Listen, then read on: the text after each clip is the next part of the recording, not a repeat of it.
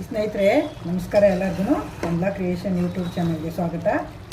ಈಗ ನಾನೊಂದು ವಿಡಿಯೋ ಜೊತೆ ಬಂದಿದ್ದೀನಿ. ಏನು ವಿಡಿಯೋ ಅಂದ್ಕೊಂಡ್ರೆ, ನಾನು ಕ್ಯಾಪ್ಸಿಕಮ್ಮು ಎಣ್ಗಾಯಿ ಜೊತೆ ಬಂದಿದ್ದೀನಿ. ಬನ್ನಿ, ಕ್ಯಾಪ್ಸಿಕಮ್ ಎಣ್ಗಾಯಿ ಮಾಡೋಕ್ಕೆ ಏನೇನು ಸಾಮಾನು ಬೇಕೋ ಮಾಡೋ ವಿಧಾನ ಹೆಂಗೆ ಅಂತ ತೋರಿಸ್ಕೊಡ್ತೀನಿ. ಬನ್ನಿ ನೋಡ್ಕೊಂಡು ನೋಡಿ ಸ್ನೇಹಿತರೆ, ನಾನು ದಪ್ಪ ಮೆಣಸಿನ್ಕಾಯಿಂದು ಎಣ್ಗಾಯಿ ಜೊತೆಗೆ ಬಂದಿದ್ದೀನಿ. ಎಣ್ಗಾಯಿ ಮಾಡೋಕ್ಕೆ ಹೆಂಗೆ ಮಾಡಬೇಕು, ಇದನ್ನು ಏನೇನು ಸಾಮಾನು ತೊಗೋಬೇಕು, ಮಾಡೋ ವಿಧಾನ ಹೆಂಗೆ ಅಂತ ತೋರಿಸ್ತೀನಿ. ಬನ್ನಿ ನೋಡೋಣ. ನೋಡಿ, ನಾನು ಚಿಕ್ಕದಿಲ್ಲ, ದಪ್ಪದು ತೊಗೊಂಡಿದ್ದೀನಿ. ಇಷ್ಟು ದೊಡ್ಡದಿದೆ ನೋಡಿ. ಇದನ್ನು ಕಟ್ ಮಾಡ್ಕೊತೀನಿ ಹಾಗೇನೆ. ನೋಡಿ, ನಾನು ಈ ಥರ 4 ಹೋಳಿಗೆ ಕಟ್ ಮಾಡ್ಕೊತೀನಿ. ಈ ಥರ ಚಿಕ್ಕದಾದರೆ ಮಧ್ಯೆ ಕಟ್ ಮಾಡ್ಬೋದು. ಈಗ ಏನು ಮಾಡ್ತೀನಿ, ಮಧ್ಯೆ ಈ ಥರ ಬೀಜ ದಿಂಡು ಇದೆಲ್ಲ ತೆಗೆದ್ಬಿಟ್ಟು ತೆಕ್ಕೊತೀನಿ. ಇದು ನೋಡಿ, ಈ ಥರ ತೆಕ್ಕೊತೀನಿ. ನೋಡಿ ಸ್ನೇಹಿತರೆ, ಎಷ್ಟು ಬೀಜ, ಎಷ್ಟು ತಿಳ್ಳು, ಈ ಗಂಟು ಎಲ್ಲ ಬಂದಿದೆ, ಹಿಂದ್ಗಡೆ ಗಂಟು ಇದೆಲ್ಲ ಹಾಕಿದ್ರೆ ಚೆನ್ನಾಗಿರಲ್ಲ. ಇದು ಅದಕ್ಕೆ ಇದೆಲ್ಲ ತೆಗೆದಿದ್ದೀನಿ ನಾನು.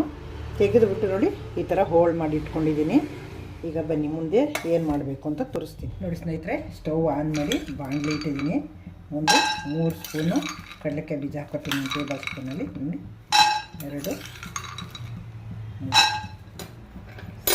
ಹುರ್ಕೊಂಡು ನೋಡಿ ಸ್ನೇಹಿತರೆ, ಕಡಲೆಕಾಯಿ ಬೀಜ ಆಗವೆ ತೆಕ್ಕೊಂಬಿಡೋಣ. ಈಗ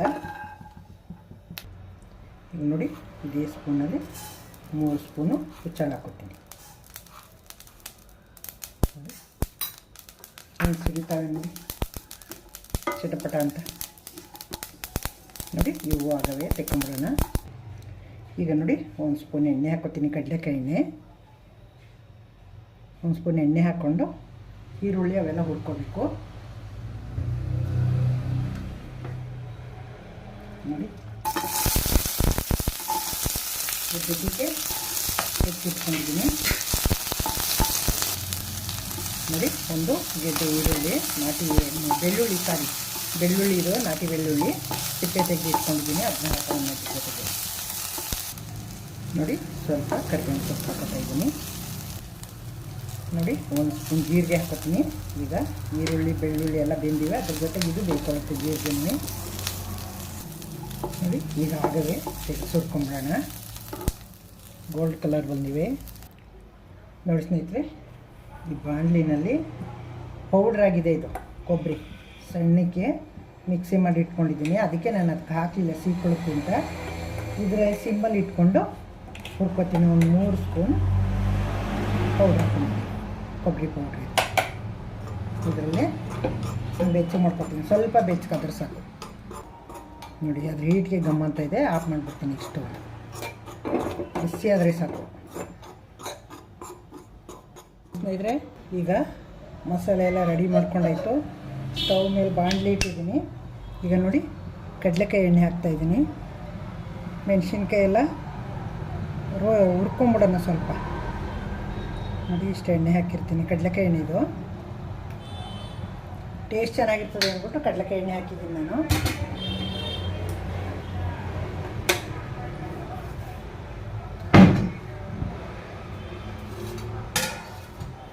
ಈಗ ನೋಡಿ, ಮೆಣಸಿನ್ಕಾಯಿ ಎಲ್ಲ ಬೀಜ ತೆಗೆದು ಹೋಳ್ತಾ ಮಾಡಿ ಇಟ್ಕೊಂಡಿದ್ದೀನಿ.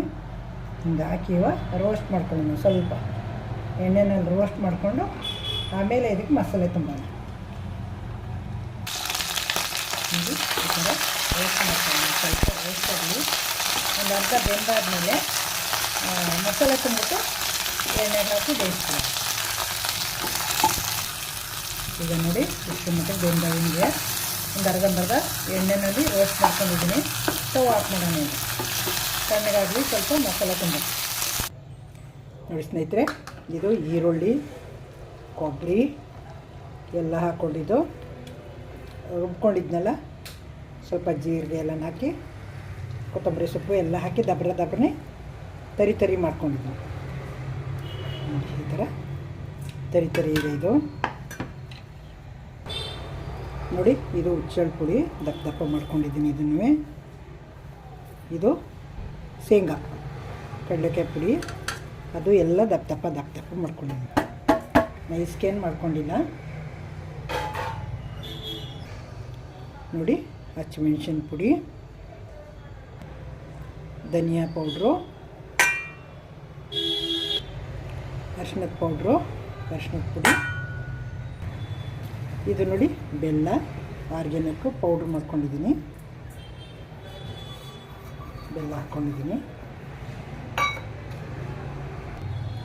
ರುಚಿಗೆ ತಕ್ಕಷ್ಟು ಉಪ್ಪು ಖಾರ ನೋಡಿ ಹಾಕ್ಕೊಳ್ಳೋಣ. ಇದು ನೋಡಿ ಹುಣಸೆಹಣ್ಣು ಎಷ್ಟು ಬೇಕೋ ಅಷ್ಟು ಹುಳಿ ಹಾಕ್ಕೊಳ್ಳೋಣ. ಸ್ವಲ್ಪ ಹುಳಿ ಮುಂದೆನೇ ಇರಬೇಕು, ಇದಕ್ಕೆ ಹುಳಿ ಉಪ್ಪು ಖಾರ ಮುಂದೆ ಇರಬೇಕು. ಕಲಿಸ್ಬಿಟ್ಟು ಟೇಸ್ಟ್ ನೋಡಿ ಏನು ಕಡಿಮೆ ಇದೆ ಅದು ಹಾಕ್ಕೊಳ್ಳೋಣ. ನೋಡಿ ಇದೆಲ್ಲನೂ ಈ ಥರ ಕಲಿಸ್ಕೋಬೇಕು.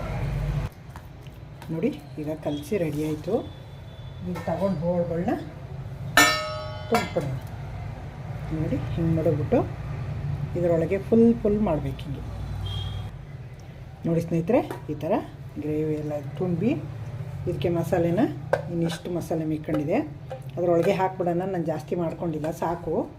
ಗ್ರೇವಿ ಜಾಸ್ತಿ ಇದ್ದರೆ ಸುಮ್ಮನೆ ಹೆಚ್ಚಾಗುತ್ತೆ ಅಂದ್ಬಿಟ್ಟು ಸ್ವಲ್ಪನೇ ಮಾಡ್ಕೊಂಡಿದ್ದೀನಿ. ನೋಡಿ ಈ ಥರ ತುಂಬಾಗಿದೆ. ಈಗ ಒಗ್ಗರಣೆ ಹಾಕ್ಕೊಂಬಿಡೋಣ. ನೋಡಿ ಸ್ನೇಹಿತರೆ, ಸ್ಟವ್ ಆನ್ ಮಾಡಿ ಬಾಣಲಿ ಇಟ್ಟಿದ್ದೀನಿ. ಇನ್ನೊಂದು ಸ್ವಲ್ಪ ಎಣ್ಣೆ ಹಾಕ್ತೀನಿ. ಈಗ ಈರುಳ್ಳಿ ಹಾಕೋಬೇಕಲ್ಲ ಒಗ್ಗರಣೆಗೆ. ನೋಡಿ ಸ್ನೇಹಿತರೆ, ಎಣ್ಣೆ ಬಿಸಿಯಾಗಿದೆ. ಸಾಸಿವೆ ಹಾಕಿದ್ದೀನಿ, ಜೀರಿಗೆ ಹಾಕಿದ್ದೀನಿ,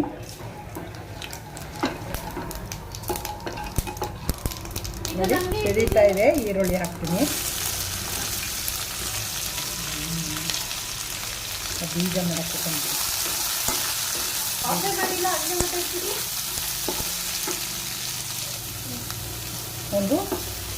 ಒಂದು ಈರುಳ್ಳಿ ಕಟ್ ಮಾಡಿ ಇಟ್ಕೊಂಡಿದ್ದೆ, ಸಣ್ಣಕ್ಕೆ ಹಾಕಿದ್ದೀನಿ.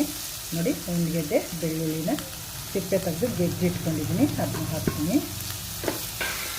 ಹುರ್ಕೊಂಡು ರುಬ್ಕೊಳಕ್ಕೆ ಒಂದು ಈರುಳ್ಳಿ ಹಾಕ್ಕೊಂಡಿದ್ದೆ. ಈಗ ಒಗ್ಗರಣೆಗೆ ಒಂದು ಈರುಳ್ಳಿ ಹಾಕ್ಕೊಂಡಿದ್ದೀನಿ. ಚೆನ್ನಾಗಿ ಒಗ್ಗರಣೆ ಬ್ರೌನ್ ಕಲರ್ ಬರೋರಿಗೆ ಬೇಯಿಸ್ಕೊಳ್ಳೋಣ. ನೋಡಿ ಸ್ನೇಹಿತರೆ, ಇವೆಲ್ಲ ಬೆಂದಿವೆ. ಬ್ರೌನ್ ಕಲರ್ ಬರೋರಿಗೆ ಎಲ್ಲ ಮೆಣಸಿನ್ಕಾಯಿ ಇದರೊಳಗೆ ಎಲ್ಲ ಜೋಡಿಸೋಣ. ಸಿಮ್ಮಲ್ಲಿ ಇಟ್ಬಿಟ್ಟು ಈ ಥರ ಎಲ್ಲ ಜೋಡಿಸ್ಕೊಳ್ಳೋಣ. ನೋಡಿ ಸ್ನೇಹಿತರೆ, ಅದು ಮಸಾಲೆ ಇತ್ತಲ್ಲ, ಅದಕ್ಕೆ ಒಂದು ಕಾಲು ಲೋಟ ನೀರು ಹಾಕ್ಕೊಂಡು ಹಾಕ್ತಾಯಿದ್ದೀನಿ ಇದಕ್ಕೆ. ನೋಡಿ ಇದಕ್ಕೆ ಹಿಂಗೆ ಸುತ್ತ ಹಿಂಗೆ ಹಾಕ್ಬಿಟ್ರೆ ಚೆನ್ನಾಗಿ ಬೇಯ್ಕೊಳ್ಳುತ್ತೆ, ಉಪ್ಪು ಖಾರ ಎಲ್ಲ ಹಿಡಿದು. ಈಗ ನೋಡಿ ಕುದೀತಾ ಇದೆ. ಸಿಮ್ಮಲ್ಲಿ ಮುಚ್ಚಿಬಿಟ್ಟು ಸಿಮ್ಮಲ್ಲಿ ಒಂದು 5 ನಿಮಿಷ ಬೇಯಿಸ್ಕೊಳ್ಳೋಣ. ನೋಡಿ ಸ್ನೇಹಿತರೆ, ಎಷ್ಟು ಚೆನ್ನಾಗಿ ಬೇಯ್ತಾ ಇದೆ ಅಂತ. ಈಗ ಇವನ್ನ ಕೆರ್ಕೋಣ. ಹಿಂಗೆ ಫುಲ್ಲು ಚೆನ್ನಾಗಿ ಬೆಂದಿದೆ. ಎಷ್ಟು ಚೆನ್ನಾಗಿ ಬಂದ ಘಮ ಅಂತ ಇದೆ. ನೋಡಿ ಸ್ನೇಹಿತರೆ, ದಪ್ಪ ಮೆಣಸಿನ್ಕಾಯಿ ಎಣ್ಣೆಗಾಯಿ ರೆಡಿ ಆಯಿತು. ಈಗ ಸರ್ವ್ ಮಾಡೋಣ. ಎಷ್ಟು ಚೆನ್ನಾಗಿ ಬೆಂದಿದೆ ನೋಡಿ. ನೋಡಿ ಸ್ನೇಹಿತರೆ, ಎಣ್ಣೆಗಾಯಿ ರೆಡಿ ಇದೆ. ಸರ್ವ್ ಮಾಡ್ತೀನಿ. ಈಗ ಸ್ಟವ್ ಆಫ್ ಮಾಡಿಬಿಟ್ಟು ನೋಡಿ ಸ್ನೇಹಿತರೆ, ಸರ್ವ್ ಮಾಡ್ತಾಯಿದ್ದೀನಿ. ದಪ್ಪ ಮೆಣಸಿನ್ಕಾಯಿ ಎಣ್ಣೆಗಾಯಿ ಎಷ್ಟು ಚೆನ್ನಾಗಿ ಘಮ ಅಂತ ಇದೆ. ಬಿಸಿ ಬಿಸಿ ಹೊಗೆ ಬರ್ತಾಯಿದೆ. ಇದು ಚಪಾತಿಗೆ, ರೊಟ್ಟಿಗೆ, ಅನ್ನಕ್ಕೆ ಎಲ್ಲಕ್ಕೂ ಚೆನ್ನಾಗಿರ್ತದೆ. ಎಲ್ಲನೂ ತಿನ್ಬೋದು ಇದರಲ್ಲಿ. ಜೋಳದ ರೊಟ್ಟಿ, ಅಕ್ಕಿ ರೊಟ್ಟಿ, ಚಪಾತಿ ಎಲ್ಲಕ್ಕೂ ಅಷ್ಟು ಚೆನ್ನಾಗಿರ್ತದೆ. ಅನ್ನ ತಿನ್ನೋಕ್ಕೂ ಅದ್ಭುತವಾಗಿರ್ತದೆ. ನೋಡಿ ಸ್ನೇಹಿತರೆ, ಸರ್ವ್ ಮಾಡಿದ್ದೀನಿ. ಈಗ ದಪ್ಪ ಮೆಣಸಿನ್ಕಾಯಿ ಎಣ್ಣೆಗಾಯಿ, ಇದು ಕ್ಯಾಪ್ಸಿಕಮ್ಮು. ಇದಕ್ಕೆ ರೊಟ್ಟಿ, ಚಪಾತಿ, ಪೂರಿ ಮತ್ತು ದೋಸೆ, ಅನ್ನ ಇಷ್ಟು ತಿನ್ಬೋದು ಇದರಲ್ಲಿ. ತುಂಬ ಚೆನ್ನಾಗಿದೆ.